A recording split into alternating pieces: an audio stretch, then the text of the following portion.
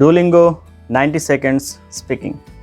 Duolingoতে আপনি যদি practice test দিয়ে থাকেন অথবা Duolingo সম্পর্কে আপনি যদি কিছু জানেন তাহলে আপনি অবশ্যই জানেন যে Duolingoতে আপনি যখন টেস্টে বসবেন তখন অবশ্যই একটা টপিক আসবে যেখানে আপনাকে 90 সেকেন্ড স্পিক করতে হবে, একটা টপিক দেওয়া থাকবে তার উপরে বেস করে, এবং এটা মাল্টিপল টাইমস আসবে, একের অধিক টাইম আসার সম্ভাবনা আছে। এখানে একটা টপিক দেওয়া থাকবে এবং সাথে 3-4টা ক্লু দেওয়া থাকবে, এর উপরে বেস করে আপনাকে 90 সেকেন্ডস বলতে হবে উইদাউট এনি স্টপিং বাই, কোনো প্রকার কোনো থামাথামি করা যাবে না এবং ফ্লুয়েন্সি সহকারে বলতে হবে। এই ক্ষেত্রে আমাদের স্টুডেন্টরা অনেক সমস্যার সম্মুখীন হচ্ছে। আমি বাংলাদেশের ভিতরে যদি আমি গ্যারান্টি সহকারে আপনাকে বলতে পারি যে আমার চাইতে বেশি কন্টেন্ট কোনো Duolingo চ্যানেলে আপনি পাবেন না। Duolingo রিলেটেড সবচেয়ে বেশি কন্টেন্ট আমি দিয়েছি এবং এখনও দেওয়ার চেষ্টা করে যাচ্ছি, এবং আমার কাছ থেকে যদি বলি তাহলে ভুল হবে, হাজার স্টুডেন্ট Duolingo প্রিপারেশন নিচ্ছে এবং পরীক্ষা দিচ্ছে, আল্লাহর রহমতে একটা ভালো স্কোর করে তারা তাদের প্রয়োজনীয় বা উদ্দিষ্ট যে জায়গা সেখানে চলে যাচ্ছে।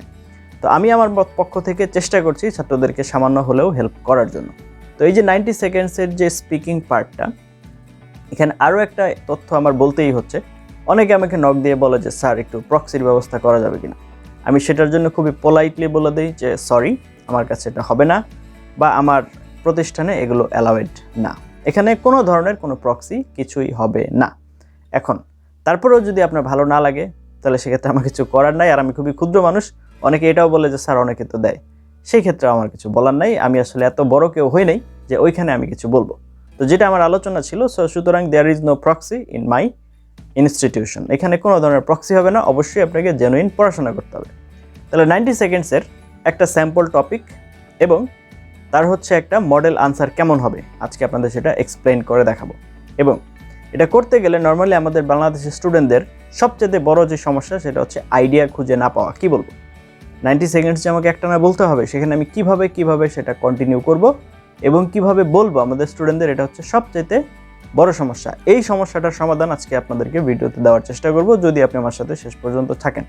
Before that, welcome to my channel blueberry BD. আমার চ্যানেলে আপনাদের সবাইকে স্বাগতম। আপনি যদি আমার চ্যানেলে সাবস্ক্রাইবার হয়ে থাকেন then you are the boss, otherwise please subscribe, it's my whole hearted request to you. আপনার যদি টেস্ট পারচেস করা নিয়ে কোনো সমস্যা থাকে, you can contact with me, I will purchase your test.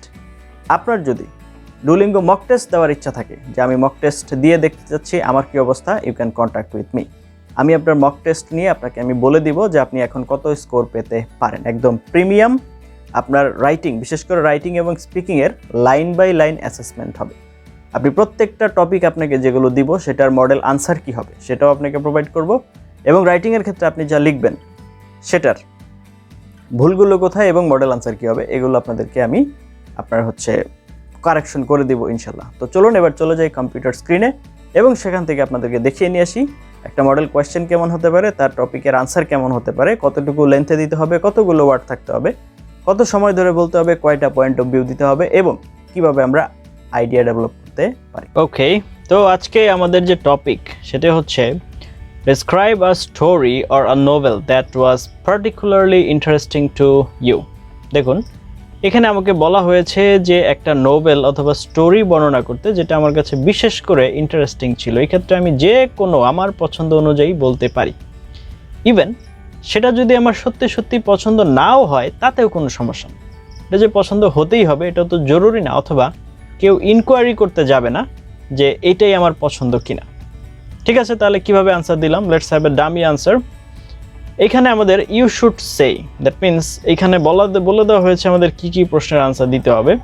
What the story or novel is, what it is about, এটা কি সম্পর্কিত, why you find it interesting, এটা আপনি কেন ইন্টারেস্টিং আপনার কাছে মনে হচ্ছে। ওকে, তাহলে আমরা স্যাম্পল আনসারে চলে আসি। প্রথমে আমি বলেছি যে আমাদের ফার্স্ট কোয়েশ্চেনটাকে কি করতে হবে, রিসিভ করতে হবে। দেখেন রিসিভ কিভাবে করলাম, আমার টপিকের সাথে মিল থাকতে হবে। I am a huge bookworm, তার মানে হচ্ছে আমি প্রচুর পরিমাণ বই পড়ি, এটা একটা ফ্রেজ ব্যবহার করলাম, হিউজ বুক ওয়ার্ম, তার মানে আমি হচ্ছে একটা বড় ধরনের বই পোকা। I like collecting books and spending hours reading them, আমার বই পছন্দ, আপনার বই কালেক্ট করতে এবং বই পড়তে ভালো লাগে লম্বা সময় ধরে। এইবার আসলাম আমার মেইন টপিকে, আমার এটা কি মানে টপিকটা কি। So I recently I read The Great Gatsby, which is written by F. Scott Fitzgerald. F Scott Fitzgerald, এটা হচ্ছে রাইটারের নাম।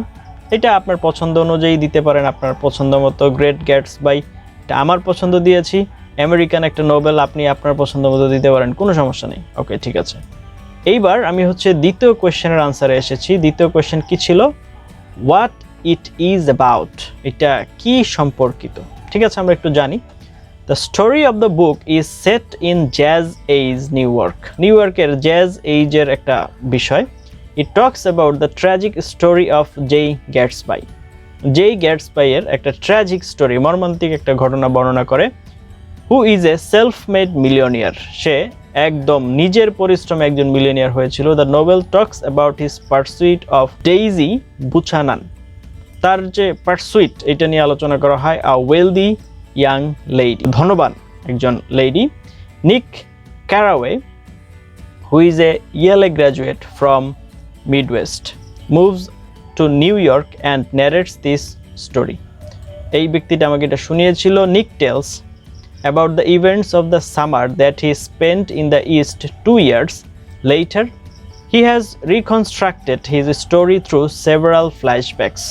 মানে তার কিছু পুরনো দিনের কথা, অতীতের কিছু ইতিহাস দিয়ে এটাকে রিকনস্ট্রাক্টেড করেছে।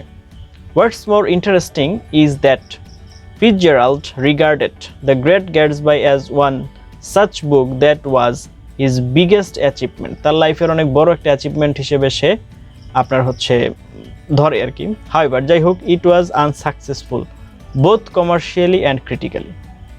সে মনে করে কিন্তু এটা কি ছিল, ব্যবসায়িকভাবে এবং হচ্ছে যারা আপনার এগুলো নিয়ে যারা মানে যুক্তিবিদ তারাও বলছে, এগুলোর যারা বিশেষ স্পেশালিস্ট তারাও বলছে আপনার হচ্ছে এটা ভালো হয়নি। When it was published, I like history oriented books a bit more than other genre. আমি মানে হচ্ছে ইতিহাস সম্পর্কিত যে বইগুলো আছে সেগুলো অন্য জনারের চেয়ে আমি বেশি পছন্দ করি। Therefore I like the way the story is portrayed and the instances shown in